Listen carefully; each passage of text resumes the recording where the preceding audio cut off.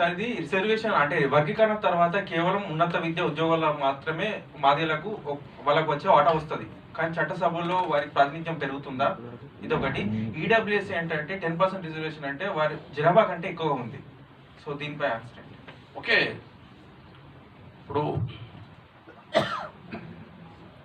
ప్రాథమికంగా ఒక రంగంలో వర్గీకరణ జరిగింది అనుకోండి, ప్లీజ్, ప్రాథమికంగా ఒక రంగంలో పంపిణీ జరిగింది అనుకోండి, నెక్స్ట్ అన్ని రంగాలకు అది వర్తిస్తుంది. ఎక్కడో మొదలు పెట్టాలి కదా నాన్న.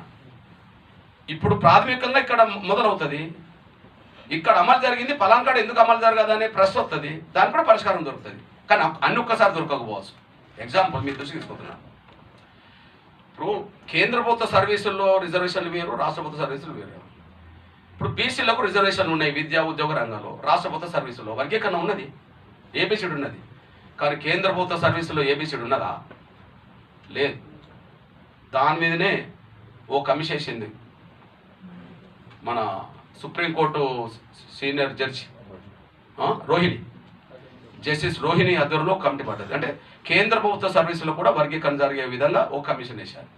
మరి ఎప్పటి నుంచో అమలు జరుగుతున్నది రాష్ట్ర ప్రభుత్వ రిజర్వేషన్ల వర్గీకరణ, కానీ ఇప్పటికీ కేంద్ర ప్రభుత్వ సర్వీసులకు వచ్చేటప్పటికి ఏబిసిడి అని ఇక్కడ పెట్టారు మన బీసీ సోదరులు, మళ్ళీ ఓబీసీ కిందనే పోతుంటాయి. కాకపోతే ఏంటంటే అది ఆలస్యమైంది. ఏది దీన్ని అమలు చేయించుకున్న మన బీసీ వర్గాలు ఇంకా దాన్ని అమలు చేసుకోలేకపోయారు, దాన్ని దృష్టి పెట్టనుండే. ఇప్పుడు ఇది స్టేట్ ప్రభుత్వ పరిధిలో వర్గీకరణ అమలు జరిగితే ఇది ఎక్కడ ఎక్స్టెండ్ కావాలో అక్కడ అమలు చేయించడానికి మళ్ళీ ప్రయత్నం మొదలవుతుంది. నెంబర్ 1. నెంబర్ 2, మీరన్న ఈడబ్ల్యూఎస్ రిజర్వేషన్. నేనేమంటున్నానంటే ప్రతి రాష్ట్రం మక్కికి 10% రిజర్వేషన్ అమలు చేయాల్సిన అవసరం లేదు.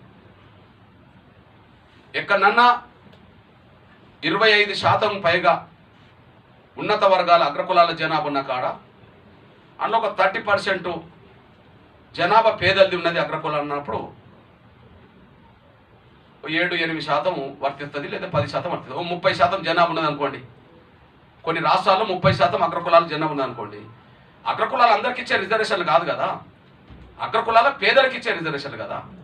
కాబట్టి అగ్రకులాల జనాభా పలానా రాష్ట్రంలో 30% ఉంటే అందులో ఒక 9-10% రిజర్వేషన్లు వర్తిస్తుంది. కానీ అది తెలంగాణకు వర్తించవద్దు. వాస్తవానికి తెలంగాణలో శ్రీకృష్ణ కమిటీ నివేదిక ప్రకారమైన, సమగ్ర సర్వే నివేదిక ప్రకారమైన టోటల్గా 10% దాటట్లేదు. 7-9-10% అనే లెక్కలు ఉన్నది. ఇప్పుడు నాకు తెలిసి బీసీల జనాభా లెక్కలకు వస్తే ఆటోమేటిక్గా కులగణన లెక్కలకు వచ్చినప్పటికీ స్పష్టత వస్తుంది మనకు.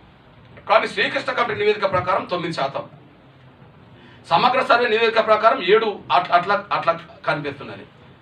మరి టోటల్ అగ్రకులాల జనాభా 7-9% అవుతే ఈడబ్ల్యూఎస్ రిజర్వేషన్ 10 ఎట్లా అమలు జరుగుతుందనే ప్రశ్న ఉన్నది. ఖచ్చితంగా ఎవరి జనాభాతో వాళ్ళ ప్రకారం రిజర్వేషన్లు ఎస్సీ బీసీలకు రావాలి. టోటల్ తెలంగాణలో అగ్రకులాల జనాభాతో అందులో పేదల జనాభాతో దాన్ని బట్టి ఈడబ్ల్యూఎస్ రిజర్వేషన్ అమలు జరగాలి. దాని గురించి కూడా మన అణగారిన వర్గాల సంఘాలన్నింటితో మాట్లాడవచ్చు. కానీ ఇప్పుడు ఈ వర్గీకరణ అంశం పూర్తయినాక చాలా విషయాలు దృష్టి పెడతాం.